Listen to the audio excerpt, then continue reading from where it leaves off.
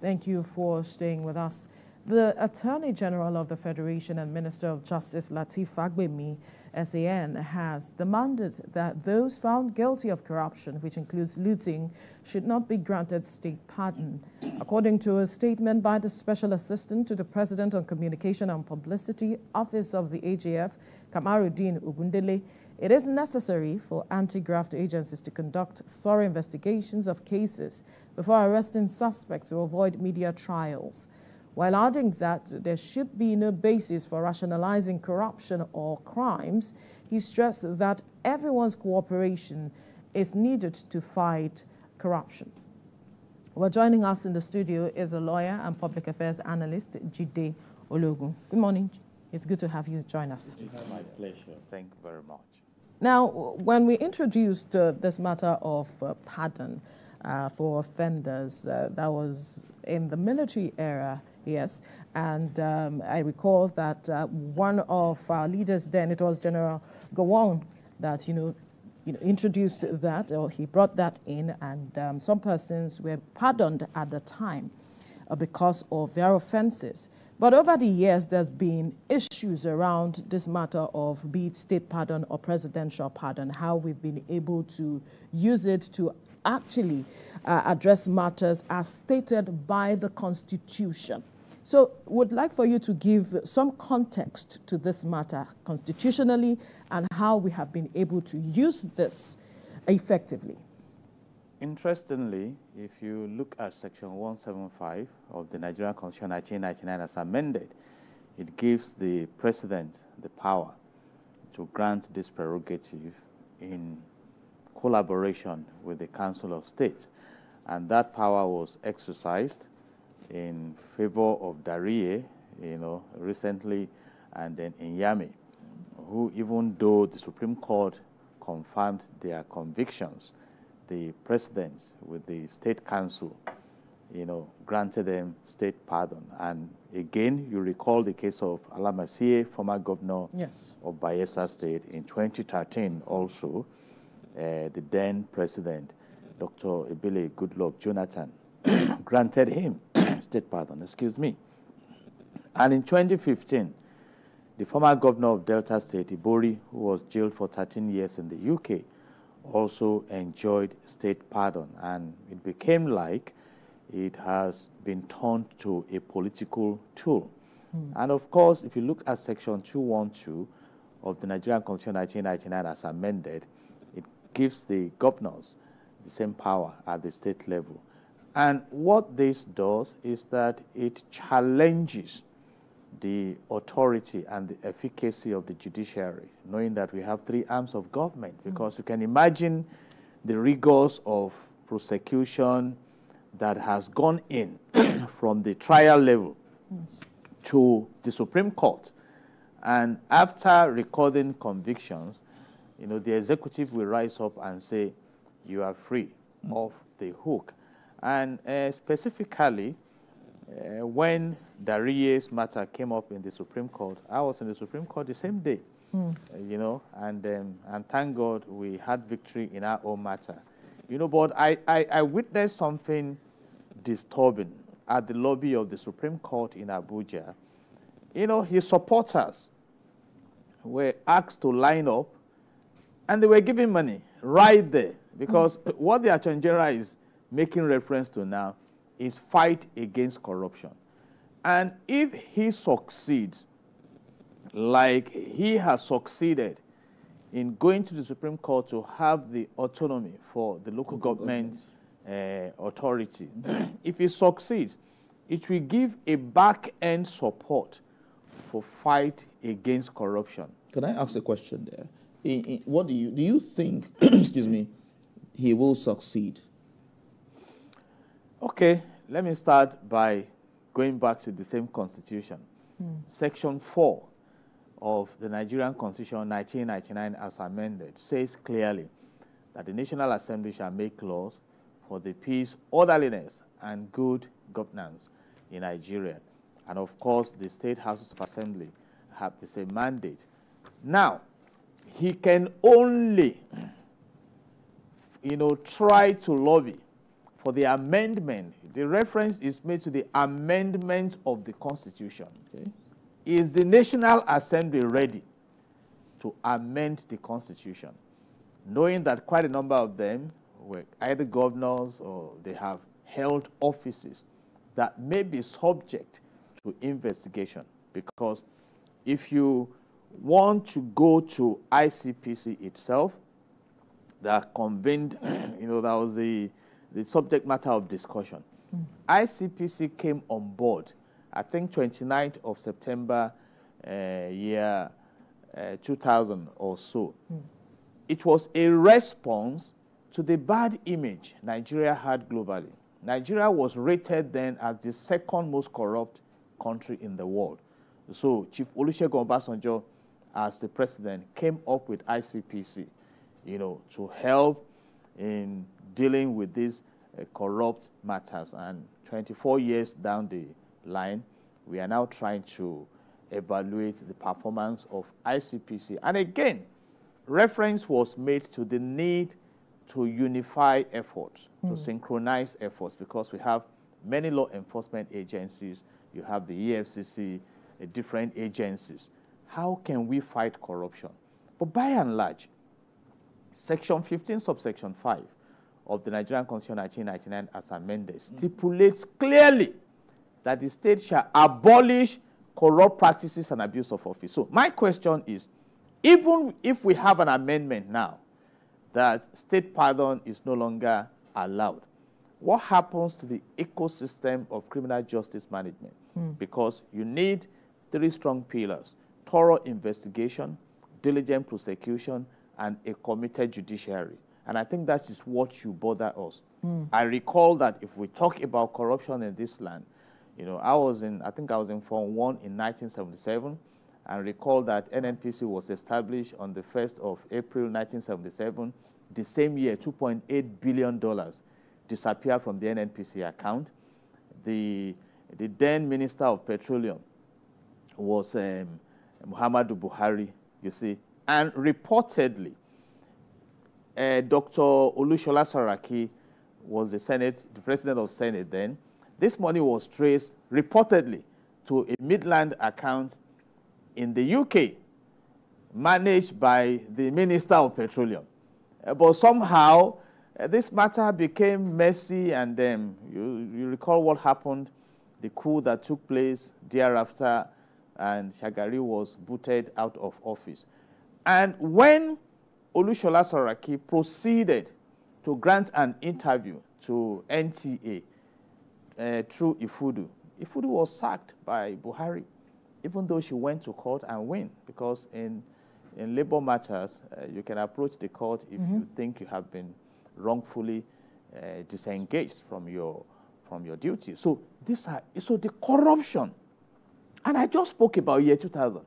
At that time, the report was that, oh, this thing is endemic, it's a virus, it's this one. But what do we say today? That 100 billion naira was spent on turning around moribund refineries. In fact, there is a current report now that Nigeria lost about 437,000 barrels of crude oil daily between JJ is January and July 2024, worth about $10 billion to criminal activities. Right. So we have hydra-headed corruption against the land. So is it the amendment of the Constitution or the will to fight corruption like China is doing and some other countries? So where do you stand on this that you have mentioned? Is it the amendment of the Constitution or the will? Where do you think we are as it is? Because from what you have said, it seems like this is just an effort in futility, if that is what we're looking at, or another wild goose chase. It may not be an effort in futility, but you see, the ICPC itself came on board in year 2000, and it was intended to help fight corruption. How far have we gone? I say that we have enough laws in Nigeria now, even with that constitution, to fight corruption. I mean, we've been reading about how protesters have been arrested and they are being prosecuted. Who are the oil thieves? Who are they? They have arrested their badges. They've gone to dismantle their illegal refining sites. So we don't have characters around these businesses. But again, talking about corruption, it is, you know, it is often managed by the high and mighty. And that is why I feel for Honorable Dele Alake, who probably thinking aloud said that powerful people are behind illegal mining in Nigeria. So the conclusion is that we know the people behind illegal mining, but they are untouchables. And any nation that is held down by untouchable criminals is out for trouble. What makes them untouchable? It is the will to deal with them. Are they so difficult? We say that there is the rule of law and no one is above the law as it is. So what then makes these people untouchable? Why can't we go for them? You know, I do not work for the law enforcement agencies. It's just a question. I think we have about 40 law enforcement agencies, and I can tell you how these things operate. In the 8th National Assembly, we woke up one morning to read that the DSS or the law enforcement agents barricaded the National Assembly. And the big question was, from where? And they said, order from above. Who are the people above? I read a report recently in the course of my research that a prominent gun runner aiding the bandits is a villa boy, according to that report. The former president of Nigeria, Dr. Goodluck Ebele Jonathan, said that Boko Haram was in cabinet. You see, and this same country reported to the world that about 400 sponsors of Boko Haram were identified. You know the meaning of identification? It's like probably they even, you know, identify. And today, we have not read about 10% of that 400 being prosecuted. And Dubai, far away in the United Arab Emirates, identified 4, prosecuted them, and convicted them. 2 to life imprisonment, 2 to, I think, 10 years imprisonment. And Dubai is not a direct victim of this terrorism. I mentioned the case of Ibori, who got state pardon here. Ibori was jailed for 13 years in the UK for specific crime, reportedly. Now, let's even mention a precedent that is fresh. The case of Honorable Ekweremadu. You saw what happened. In fact, the same Chief Olusegun Obasanjo, who established ICPC in year 2000, wrote to the UK seeking clemency. Yes. But UK said, no, we need to protect our society. You see, so for me, it's a good step. I commend the Attorney General of the Federation, you know, for even looking in that direction. Perhaps if we remove that back-end loophole of disgracing the efforts of the judicial system, then the concerned parties can know that, hey, if you are locked in there, you are locked in there, you see, and it may help. But right now, the corruption profiling of Nigeria has gone beyond amending laws. It requires implementing the laws. Okay, so in implementation, what is also the role of other attorney generals of different states? What roles do they play in all of this in ensuring that this is implemented and that pardon for convicted looters goes all around? Diligent prosecution. Many times I've read the verdict of judges stating that this defendant is discharged and acquitted for absence of diligent prosecution. The case of a former governor who left office almost a decade is still there in court. You know, we know some of these matters. Look at the case of Desiani. Bring her, don't bring her. Repatriate, don't repatriate. And that is why we must learn from some countries. I did a research some of the least corrupt nations in the world. You talk about Denmark, you talk about New Zealand, you talk about Norway, you talk about Singapore, and Finland. What have they done to secure their environment? What is their attitude to corruption? I told us the first big scam in NNPC was $2.8 billion. Today, the billions we read about.